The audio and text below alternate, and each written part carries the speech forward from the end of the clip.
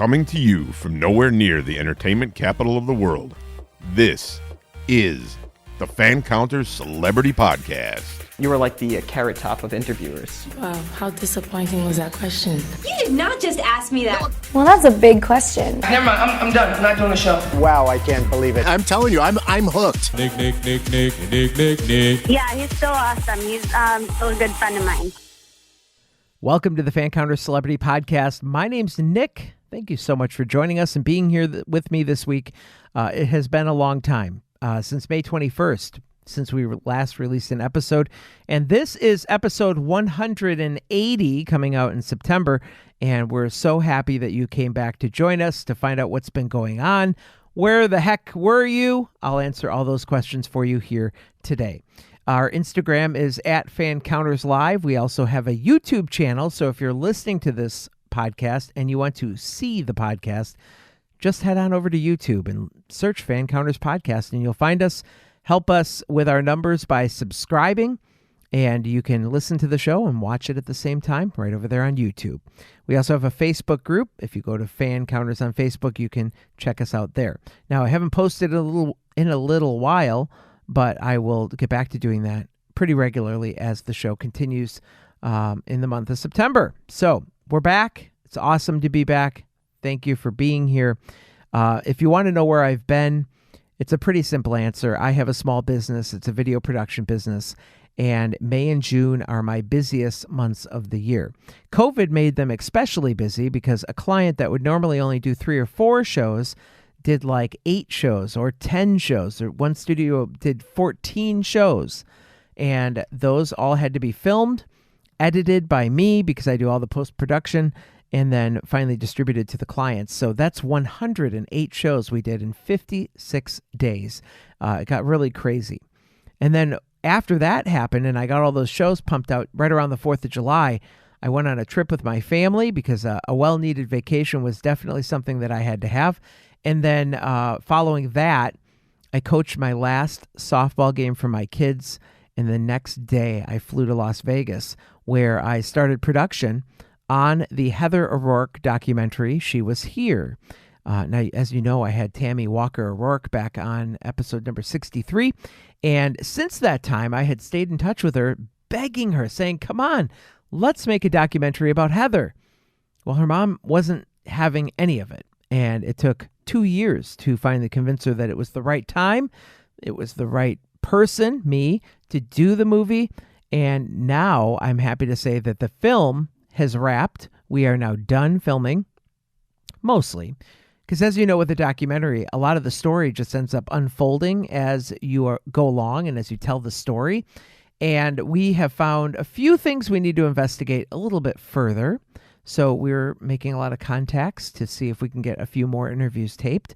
But for the most part, we have like 34 VHS tapes the family gave us. Some home videotapes that the family gave us to show you some footage that nobody's ever seen before. In fact, a lot of this stuff hasn't been seen in over 35 years.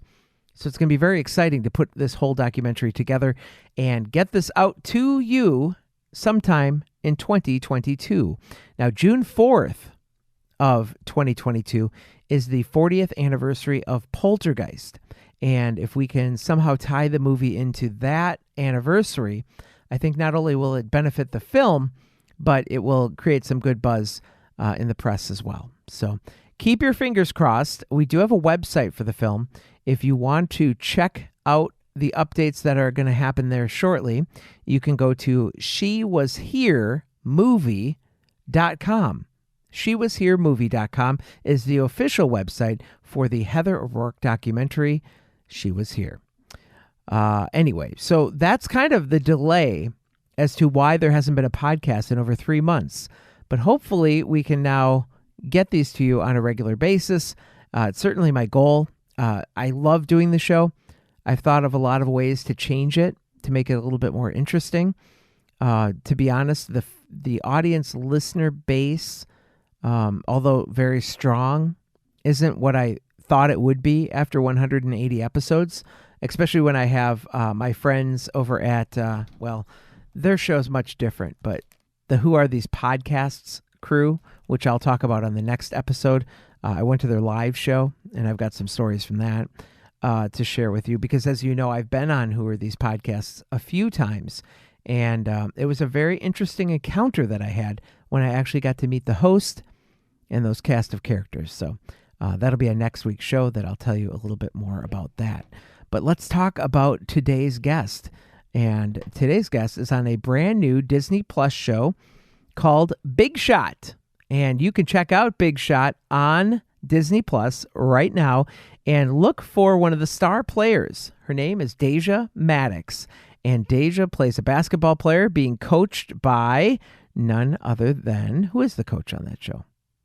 Oh no, I forgot. That's terrible. It's a major celebrity too. Goodness. I'll have to look that up and have that for you. Hold on, we'll do it right now. I know, we're doing it live. We'll have to edit this out. John Stamos. How could I forget? John Stamos from Full House. He is the head coach of the basketball team on the show called Big Shot with Deja Mattox, who happens to be our guest this week on the Fancounters Celebrity Podcast. If you're watching on YouTube, we start our video with Deja, and then something happened with either her connection or mine. I'm not quite sure. The connection dropped, and then it'll only be audio, but I'll put up her picture as well as the logo of the show and that kind of stuff. So we'll see what kind of fun things I can put up on the screen for you for this interview with Deja Mattox from the show Big Shot on Disney Plus here on the Fancounters Celebrity Podcast. Deja Mattox, welcome to the Fancounters Celebrity Podcast. Thanks so much for joining us. Thank you for having me. You bet. Now, before we go back in time a little bit, because I do have some questions about your history in sports and that kind of thing, I want to start right here where we're at today, because you've got the pillow right beside you. You landed a big role in the new Disney Plus series, Big Shots, and I want to hear all about your character and tell us a little bit about the show. Okay, so the show, for those who haven't seen it yet, it's pretty much about a temperamental basketball coach who started out with like men's college basketball. And if you're familiar, D1 basketball is a big deal. So he's a coach for a team, big time school. And he has pretty much, he made a mistake. Pretty much like a Bobby Knight situation, throws a chair, almost ruins his whole career. Yeah. So he has to turn it around. And his only opportunity was actually to coach a high school private girls' school. So it was a complete change for him, and just switching over to that and the difference between, college basketball versus high school and men and girls. It's just, you get to tap into a lot of different characteristics and just different aspects of the game. Very cool. Now, in the show, Savannah's a basketball player, and you have a lot of talent on the court, obviously. You started your sports career, though, playing softball. So tell us about the love that you had for softball and why you ended up walking away to pursue basketball. Yeah, so I started playing softball at a really young age, and I was pushed so hard that I actually quit. And I know that happens with a lot of people, whether it be a coach or a parent or just, you just change your mind. It really was like I lost my love for it. And my brother actually was playing basketball with his, our neighborhood friends. And I wanted to be cool enough to hang out with my brother. So that's actually the story of how I got started playing basketball. Okay. I just wanted to be cool enough to play with my older brother. He's 3 years older. And it was just like, oh, you can't come. But his friends were like, hey, can she play? And he's like, oh, she sucks. And they passed me the ball. My mom made him take me with them. Yeah. He passed me a ball, and I shot the luckiest, ugliest layup you could ever imagine. But it rolled in, and they're like, oh, she's good. And I was like, oh. So when I went home, I asked my dad, hey, can you teach me how to play basketball? And that's literally how it started when I was 12 years old. Wow. Who pushed you in softball? Was that your dad or the coach or what? Yeah, it was just, I would say school friends are what got me started. And then my dad was the prominent sports person. So it's not that he was too aggressive or anything like that. It was just too much for me. I was really good. He worked with me a lot. That's why I was good. Sure.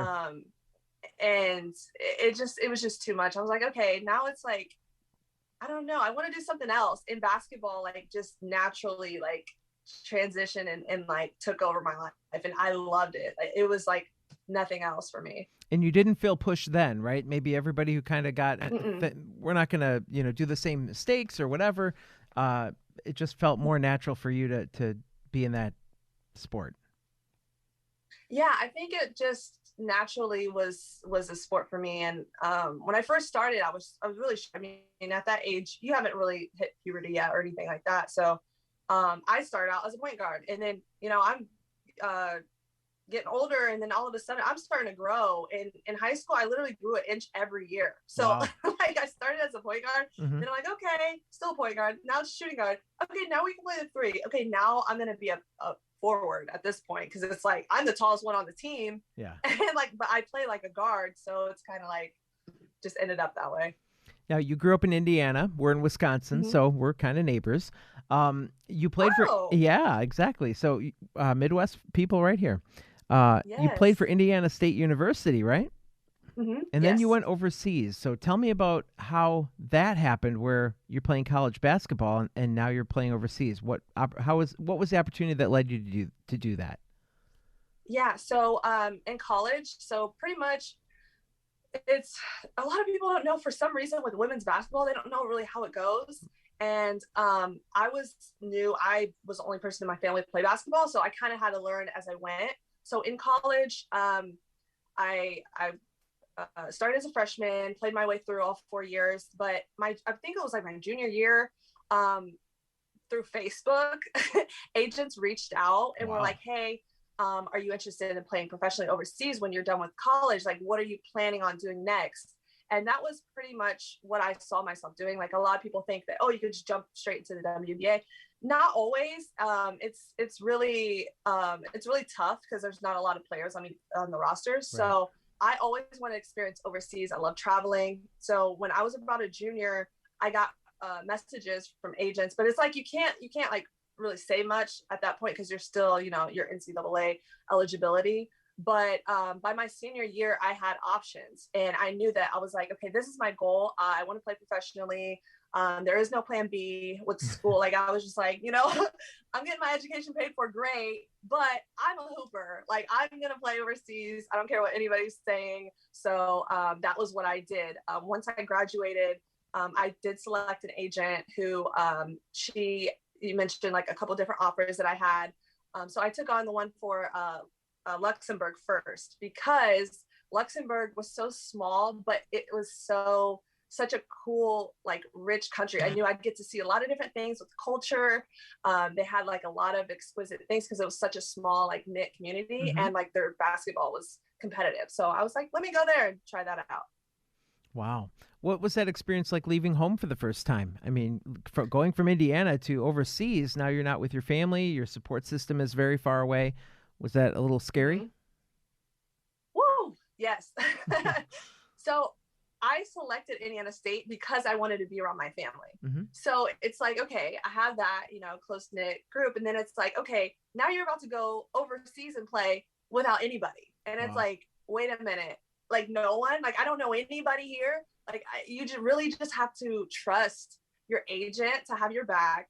Trust your team. Like, your teammates are gonna literally show you around the country. Like, it's completely a new experience. And honestly, it was a great experience. Just you have to grow up quick, and it makes sense with how like NBA players, they like leave the house young, and they're like, okay, here's all this money, figure it out, and you have to grow up quick. So in a sense, it's like a version of that. Definitely not money wise, but you have to grow up fast and figure it out, and really like learn how to trust yourself in making decisions, because there's no one there to hold your hand. And for me, my experience was unique because I actually tore my ACL out there. Oh no. And I had to get surgery out there, which was crazy because none of the nurses spoke English. They're giving me a pill for to drain my blood or something. I don't know what I'm taking. Right. I'm just trusting these people with my life. It was insane. Wow. So we are about that time of year where kids are graduating college and they are starting to venture out on their own.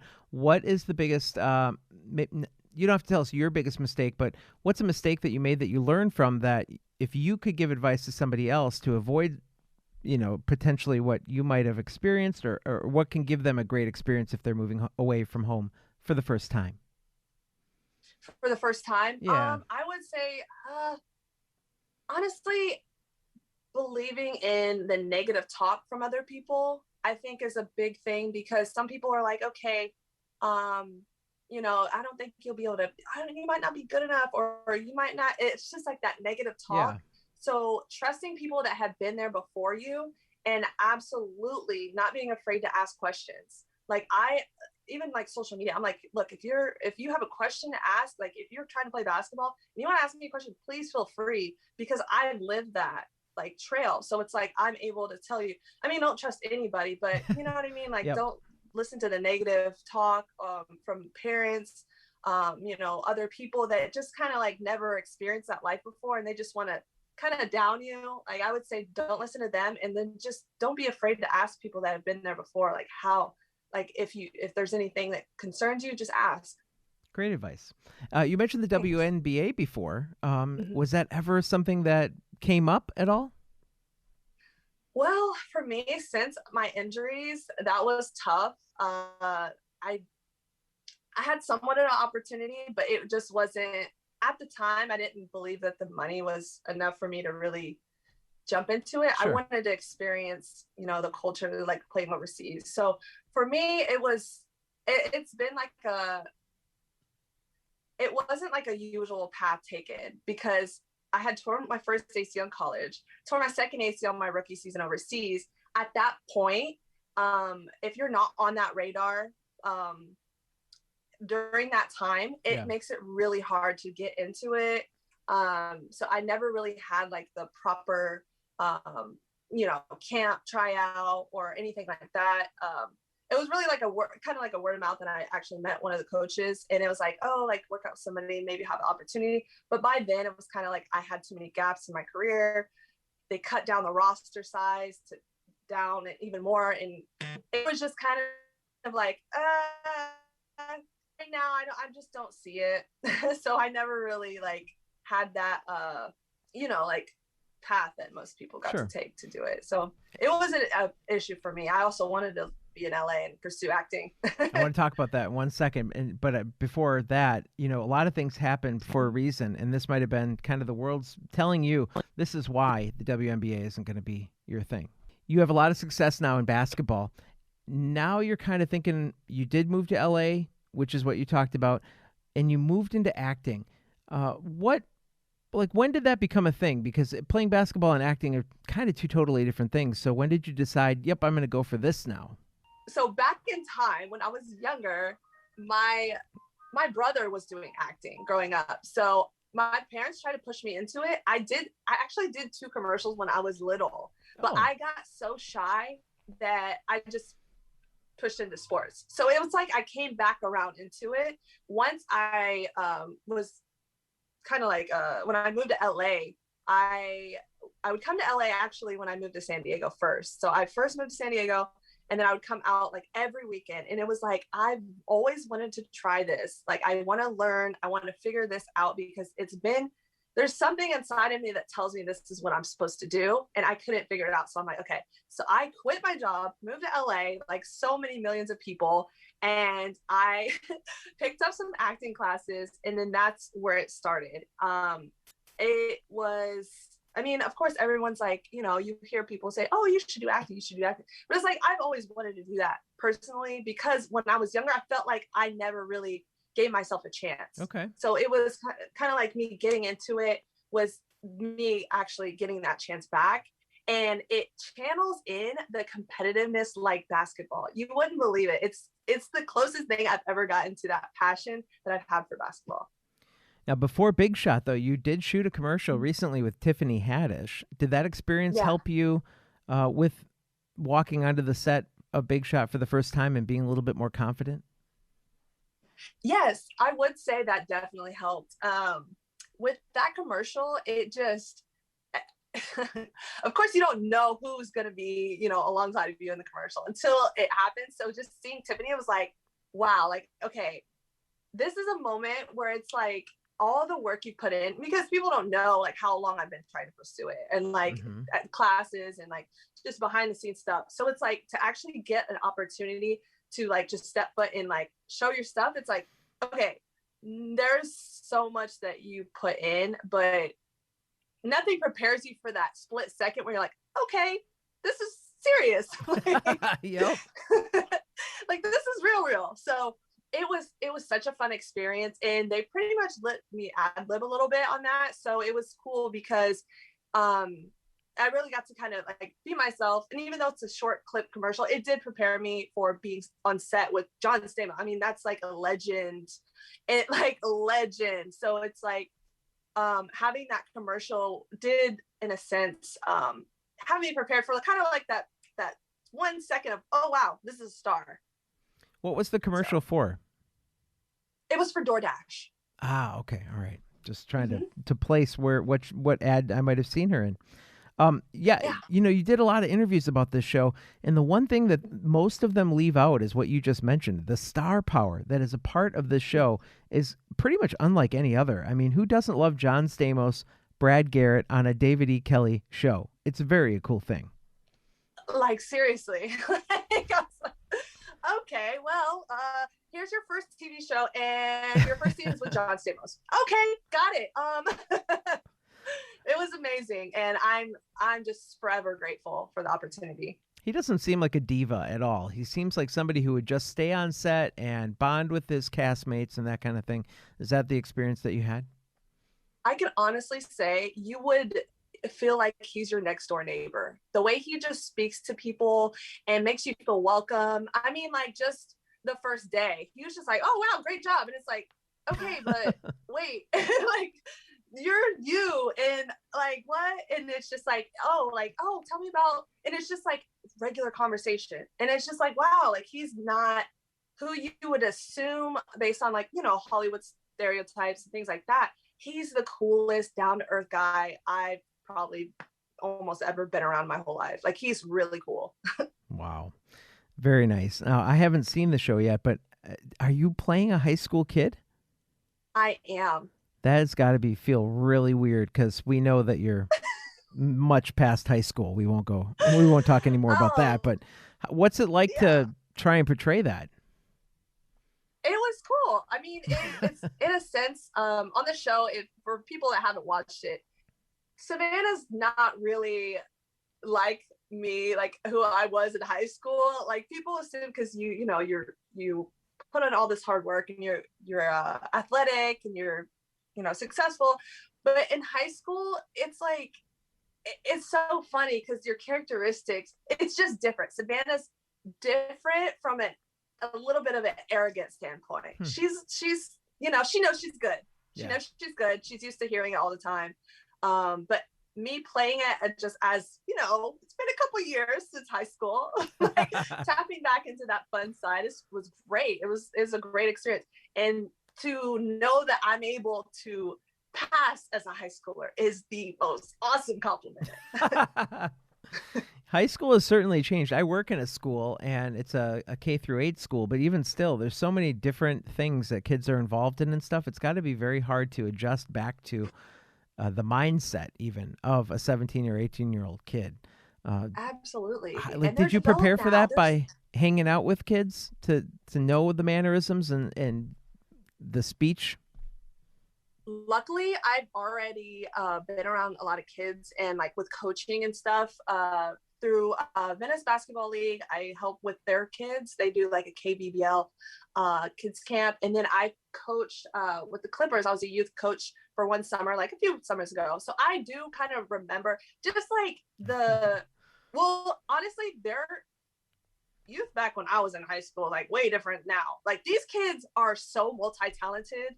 Like, it's amazing. But yes, so I'm used to being around kids and like kind of like tapping into that and being around them. I did kind of like go to different parks and like shoot around, just like kind of listen to what the high schoolers are like talking about or doing. And it's really based around social media, like, to be honest with you, TikToks and all that stuff. So it's just kind of funny to see the difference from me and my generation to them. So do you have a TikTok? I don't. I had one for like Okay. a month and I deleted it. I was like, I don't belong here. Okay. What about funny stories from the set? Anything kind of interesting or funny happen to you that would be something you'll remember always? Let me think. Well, we did make a funny TikTok on set, like behind the scenes one. That was pretty cool with all the girls. Nice. It does sound like you are really settling into now just doing acting, right? I mean, you've kind of left the basketball aspirations behind and maybe just save those for on screen. Does that sound like I'm on the right track?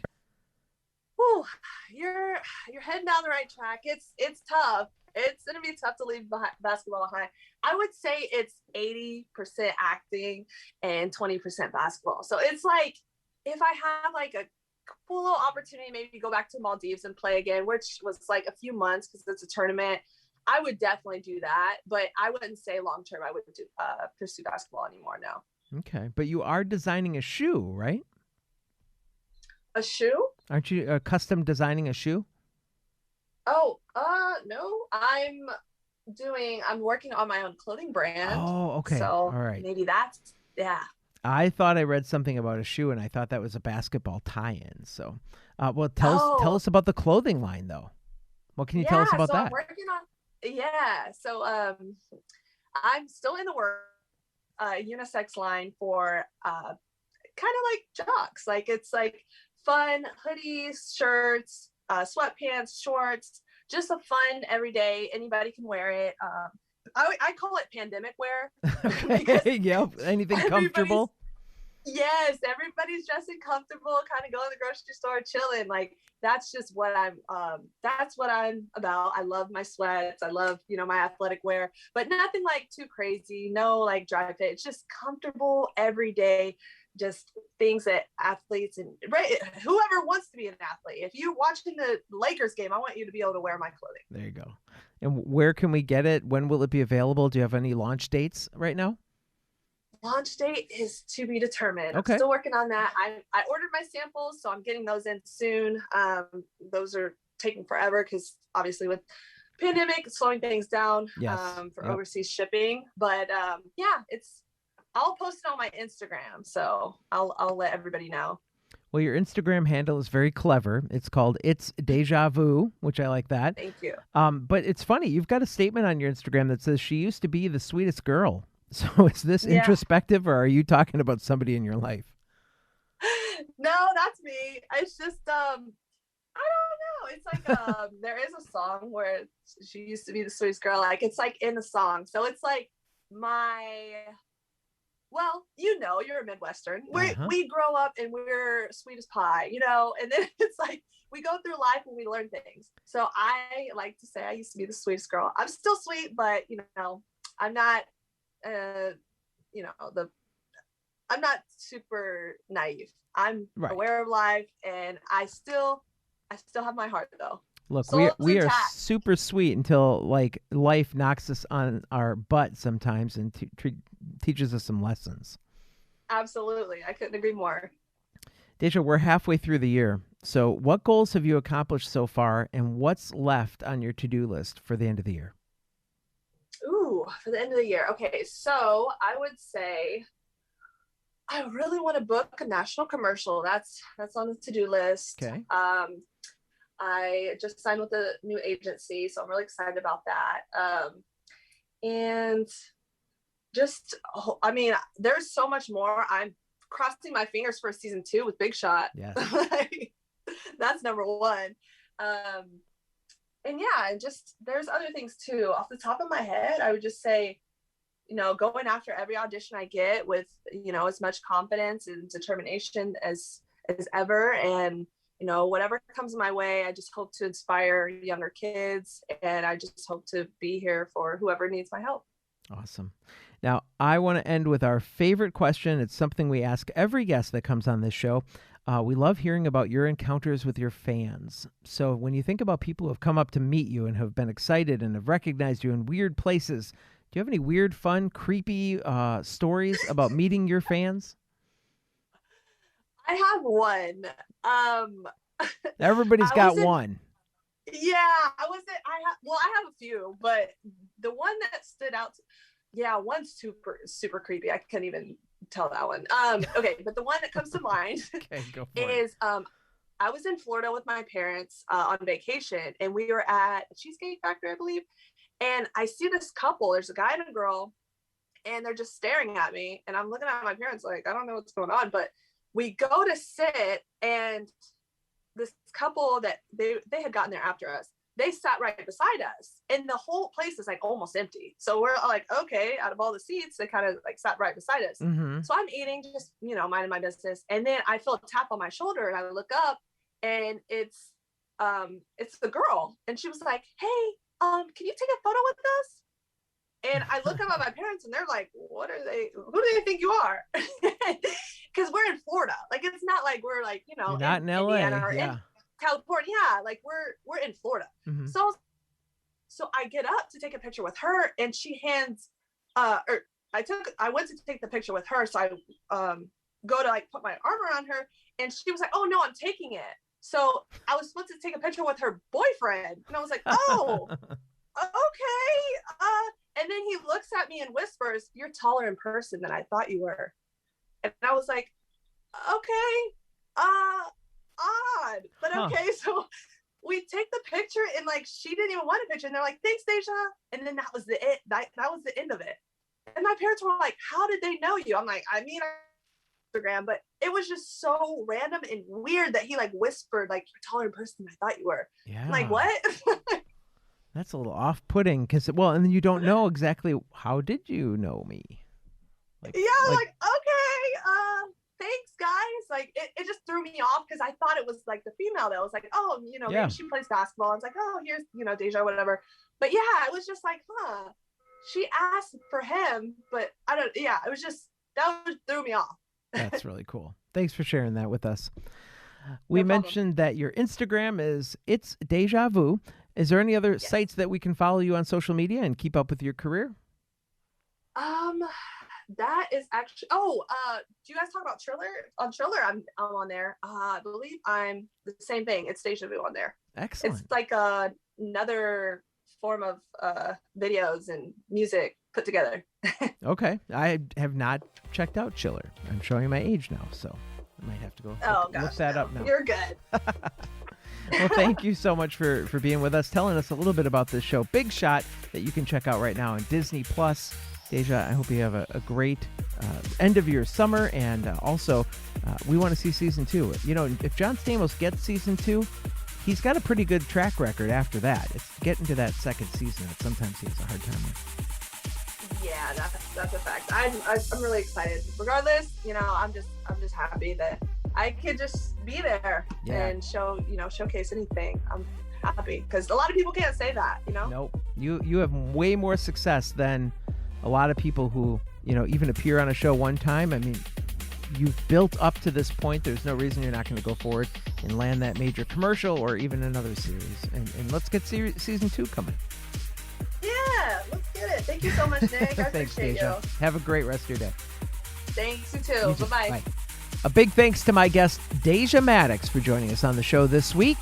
Don't forget to check us out on social media. If you go to Instagram, you can follow along at Fancounters Live. We also have a YouTube channel. Go watch the show. It's youtube.com and look for Fancounters Podcast.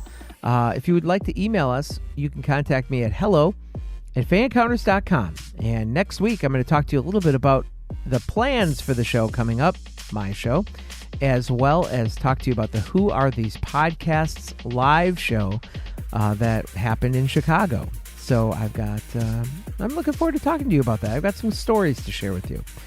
Until next week, this has been Fancounters. My name's Nick, and we'll see you next Friday. Bye-bye.